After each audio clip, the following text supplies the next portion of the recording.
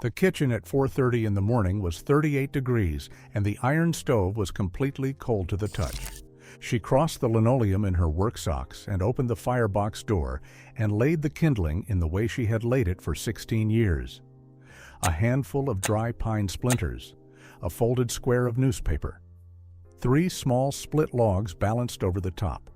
She struck the match and watched the paper catch and the splinters catch and held the door open until the logs took. Then she closed the firebox and turned to the counter. The factory whistle would blow at 6. The school bus would pull up at the corner at 7. Her husband had to be fed and out the door by 5:15. The children had to be at the table by 6:30.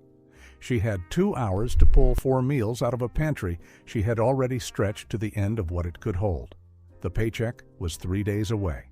Most of this was never written down, and the people who lived it are almost gone.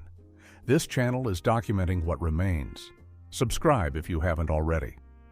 This is what breakfast looked like in a working-class American kitchen in 1958 between 4:30 and 6:30 in the morning, when the house was cold and the pantry was almost empty, and the day had to start anyway. And what happened when the food companies looked at this kitchen and decided the mother was no longer the customer they needed to reach. By 6:30, the stove would be dying, and so would the strategy. The first meal she made was for the man who needed the most calories of anyone in the house. He was going to work a 10-hour shift at the stamping plant on a concrete floor, lifting and pressing and burning 4,000 calories before he came home. He needed dense food, heavy food, food that would sit. She poured a thick slick of bacon grease from the Folgers coffee can on the back of the stove into the cast iron skillet and set it directly over the firebox where the heat was strongest. She sliced cold yellow cornmeal mush from the pan she had set on the counter the night before. 4 thick squares from a block she had boiled and poured at 9 the previous evening and dropped them into the hot grease. They hissed and browned at the edges and crusted on the underside. While they cooked, she put the percolator on the back of the stove with last night's coffee grounds and added fresh water to the basket. Coffee twice was not as good as coffee once, but coffee twice was coffee. She turned the cornmeal squares over with the spatula and listened to the firebox and waited.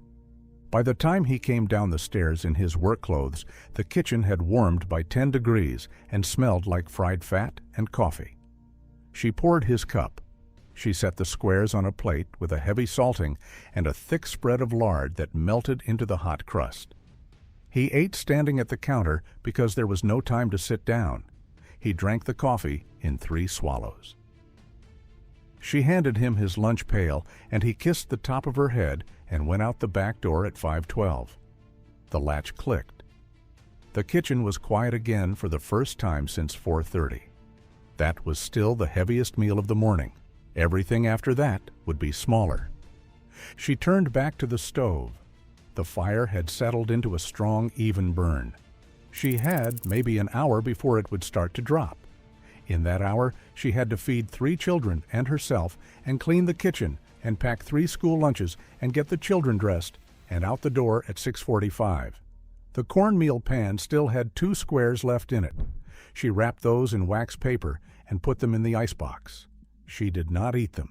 She would eat later, or she would not eat. That decision was 30 minutes away. By 5:30, the first child was awake. She heard the floorboards over her head and the thump of small feet finding the floor. She pulled the percolator forward and set out a wide ceramic bowl. She broke 2 stale heels of bread into the bowl in rough pieces. She poured the hot coffee directly over the bread and added a splash of evaporated milk from the can in the icebox and a heavy spoonful of sugar from the tin on the counter. The bread swelled and softened and absorbed the coffee and the milk. By the time the 7-year-old came down the stairs, the bowl was sitting on the table with a spoon already in it. He ate it without speaking, because at 5:30, children do not speak. The caffeine in the coffee suppressed the hunger, and the bread provided weight, and the sugar provided sharpness, and the whole thing had taken her 4 minutes to assemble. She washed the percolator while he ate. She set out the next bowl. The second child came down at 5:45. She had slightly more time now, and the firebox was at peak heat.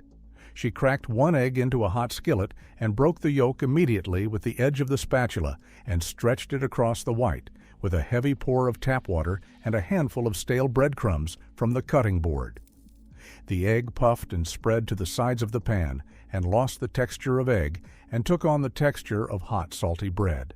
She slid it onto a piece of toast and salted it heavily and brought it to the table. One egg, one slice of bread. The 5-year-old ate it and asked if there was more. She told her there was more upstairs in her sister's room and to go wake her sister. There was not more. By 6, the kitchen was at full operating temperature and the stove was at peak heat and the third child was at the table. The egg situation was over. She had 4 eggs in the carton at the start of the week and she had used 3. The fourth was for tomorrow. She poured the third child a glass of milk that had been topped up with cold tap water that morning and shaken in the bottle until it was uniformly pale and slightly translucent. She poured the diluted milk over a bowl of generic puffed wheat.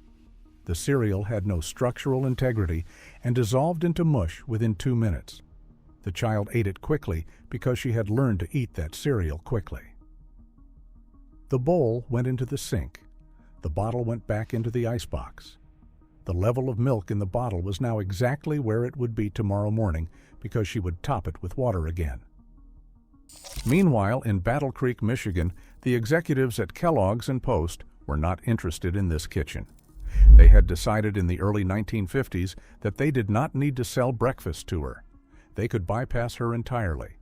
They poured millions of dollars into Saturday morning television advertising aimed directly at her children. Frosted Flakes, Sugar Smacks, Pep Pep, brightly colored boxes with cartoon characters and breakfast cereals that were 40% sugar by weight. The children in this house had not seen those commercials yet because the family did not own a television, but the children at school had. And the children at school had told her children about them. And what she had on her counter, the puffed wheat, the watered milk, the stale bread soaked in coffee, was now being measured against a version of breakfast that lived only on a screen. The food companies had not made breakfast harder for her.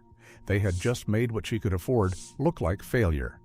This was the point where the morning stopped being about feeding them and started being about whether what she was feeding them counted. 6:15. 20 minutes until the children had to be at the door. The lunch pails were empty. She moved fast now. 3 slices of generic white bread laid flat on the counter. A scrape of cheap margarine across each one. A heavy sprinkling of granulated white sugar pressed into the margarine. Second slices pressed on top. Sugar sandwiches. She wrapped them in wax paper and put them in the pails. The crunch of the sugar between the bread would last until lunch. The blood sugar spike would carry the children through the morning classes. She had been making this lunch twice a week for 2 months. By December, she had been making it 3 times a week. They had stopped asking what was in the pail. The 7-year-old had finished his coffee bread. The 5-year-old had finished her egg. The 8-year-old was finishing her cereal. She poured all 3 of them a tablespoon of cod liver oil from the brown bottle on the windowsill because she had been told it was good for them in winter, and she believed it. They drank it without complaint. The 3 of them lined up at the door, and she helped them with their coats and their mittens and their school caps. She handed them their pails. She kissed each of them on the forehead. She had shown them how to roll a margarine sandwich tight enough to last the walk. She had shown them how to drink coffee bread without spilling. She had shown them how to eat cereal that was already mostly water by the time it hit the bowl. She had shown them how to do a lot of things she hoped they would never need to know. They went out the back door at 6:43. The latch clicked. The kitchen was quiet again. The stove was starting to drop. She could feel the heat coming off it in a thinner band now than it had been at 5:30. The firebox needed another log if she wanted it to hold for the afternoon, but she did not put one in. She had 3 logs left in the box by the back door, and they had to last until tomorrow morning when she would split more from the pile in the yard. By 6:30, the house was completely empty. The children were on the corner waiting for the bus. Her husband was on the floor at the stamping plant. The kitchen was warm, but the warmth was already starting to leave. The percolator was empty. The skillet was clean. The cornmeal pan was washed and drying upside down on the counter. The bread heels she had not used were in the bag for tomorrow's coffee bread. The coffee can on the back of the stove was almost empty. She had been making it last for 4 days. She poured what remained in the percolator into a heavy ceramic mug. Black. No sugar this time. The grounds had been stretched too far for sweetness to fix what they had become. She took a cigarette from the pack on the windowsill and lit it from the dying firebox flame. She closed the firebox and stood at the kitchen window with the cigarette in one hand and the mug in the other, and watched the school bus stop at the corner and watched her 3 children climb the steps and find their seats and watched the bus pull away. The bus was yellow against the gray morning. It made a sound she could feel through the window. Then it was gone. She had not eaten anything yet. She had been telling them she had eaten earlier for so long that she had stopped noticing she was saying it. The cornmeal squares were still in the icebox wrapped in wax paper. She would eat one of them around 10, or she would not. The math for dinner was already running in the back of her head. There was 1/4 pound of ground beef in the icebox and 3 potatoes in the bin and a yellow onion on the counter and the heel of a loaf of bread. From those 4 things, she would have to assemble a meal large enough to feed 5 at 6 o'clock tonight when her husband came through the back door with his coat smelling of coal smoke and his hands black at the knuckles. She drew on the cigarette. She watched the yellow rectangle of the school bus turn the corner at the end of the block and disappear behind the houses on the next street. The kitchen was quiet. The stove was dying. The coffee can on the back of the stove was empty and tipped on its side. She finished the cigarette. She pressed it out in the ashtray on the windowsill. She stood there for a moment with both hands flat on the counter. Then she turned away from the window and started in on the dishes. In 9.5 hours, she would do it again for dinner. In 14 hours, she would lay the kindling for tomorrow. Most of these stories were never written down, and the people who remember them are disappearing. This channel is documenting what remains. If that matters to you, subscribe and hit the bell. Every video goes deeper. There were dozens more mornings exactly like this one.